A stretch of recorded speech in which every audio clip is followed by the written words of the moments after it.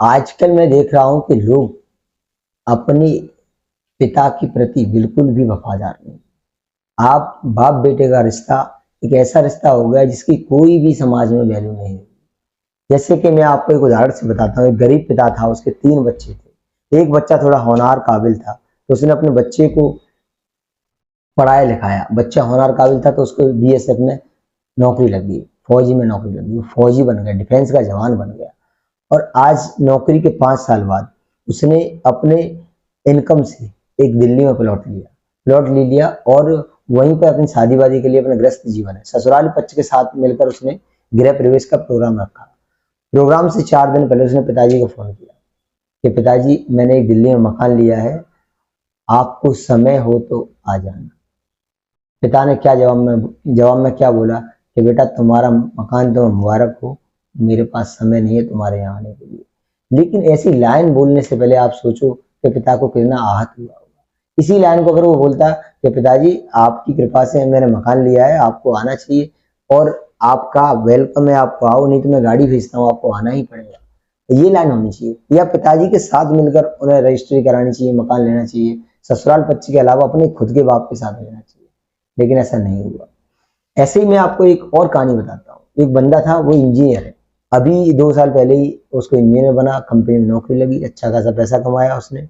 उसके पिता ने बोला कि परिवार की आर्थिक व्यवस्था खराब है, आप हमें 5-10 लाख रुपए दे दो, अभी जरूरत के अनुसार परिवार में जरूरत है।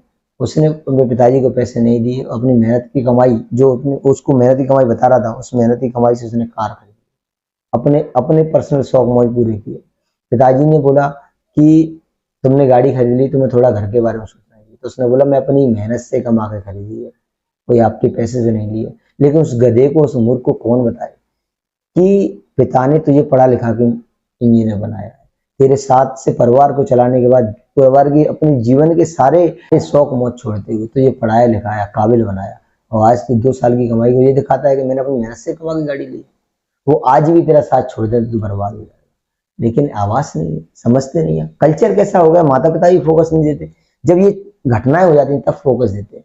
कल्चर ऐसा हो गया, बच्चे सुबह स्कूल जाएंगे, hi dad, good morning dad, इस तरह से नमस्कार प्रणाम पैर छूना तो बहुत दूर की बात है, पता ही नहीं।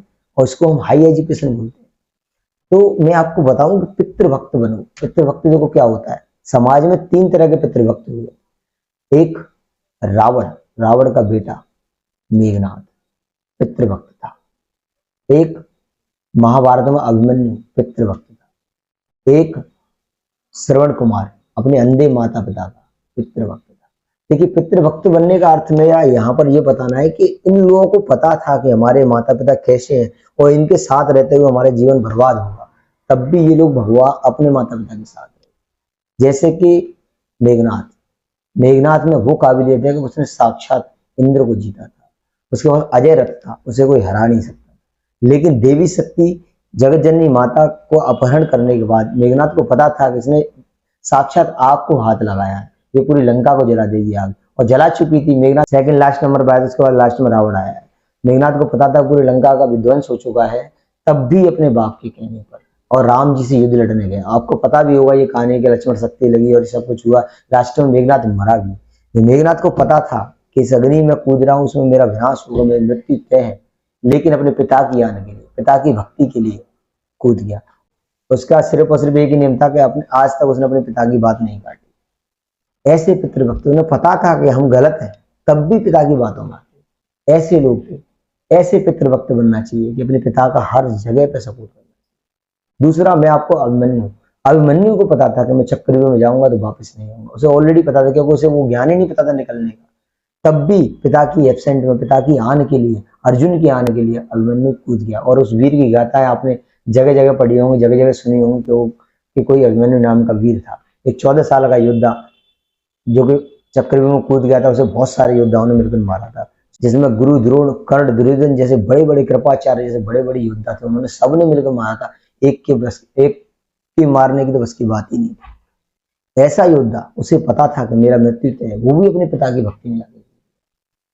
एक श्रवण कुमार, श्रवण कुमार चाहते तो अपने माता पिता, अंधे माता पिता को वृद्धाश्रम में छोड़कर अपना जीवन अच्छा बिता सकते, क्योंकि वो गरीब परिवार से थे। उन्होंने अपनी अमीरी गरीबी नहीं छोड़ी, अपना पारिवारिक सुख भी नहीं सोचा, अपना पर्सनल सुख भी नहीं सोचा, अपने माता पिता के सुख में ही अपना सुख समझा और जीवन काल में से हर धार्मिक जगह की, सब जगह की पैदल यात्रा कराई और अपने कंधों पर दोनों को टांग कर चलते, जैसे आज कांवड़ को लेकर चलते हैं, दोनों को कंधों पर टांग कर चलते। वो थे एक पितृभक्त।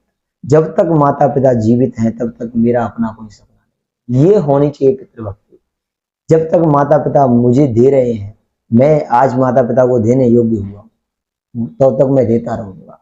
पिता के बाद मेरा कोई सपना, उनसे पहले मेरा कोई सपना नहीं। ये होती है पितृभक्ति, ना कि ये कि पिता ने पढ़ा लिखा कर लाखों रुपए लगाने के बाद पिता ने अगर 2 लाख रुपए 5 लाख रुपए तुमसे हेल्प के लिए मांगे, तुमने क्या बोला कि मैंने अपनी मेहनत से कार खरीदी है, अपनी मेहनत की कमाई से ली है। उन्होंने पढ़ाया लिखा, उसकी कमाई की वैल्यू 0 बल्कि माइनस में।